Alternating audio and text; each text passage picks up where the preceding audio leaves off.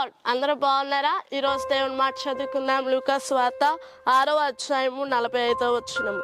హృదయము నిండి ఉండు దానిని బట్టి ఒకరి నోరు మాట్లాడను. నీ హృదయం దేనితో నింపబడతా ఉంది? నీ మాట తీరే నీ హృదయం ఎలా ఉందో తెలియజేస్తూ ఉంటుంది. నీ యొక్క ఆలోచనలు ఎలా ఉన్నాయో, నీ యొక్క ప్రవర్తన ఎలా ఉందో, నీ హృదయం దేనితో నింపబడతా ఉందో అదే నీ యొక్క శరీరంలో ఒక్కొక్క అవయవం ద్వారా బయటకు వస్తూ ఉంటాయి.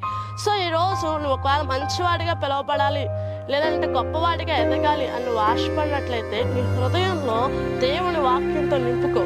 దేవుని యొక్క మాటలతో నింపుకున్నప్పుడు నువ్వు నోరు తెరిచి మాట్లాడుతూ ఉన్న సమయంలో అనేక మంది కన్నీరు తొడవబడుతుంది. అనేక మందికి వారి యొక్క హృదయంలో ఉన్న వేదన నీ నోటి మాట తీరుస్తుంది. కాబట్టి ఈరోజు దేవుడు మాట్లాడుతున్న నీ హృదయంలో చెడ్డవాటితో నింపుకోవద్దు, మంచి వాటితో నింపుకో.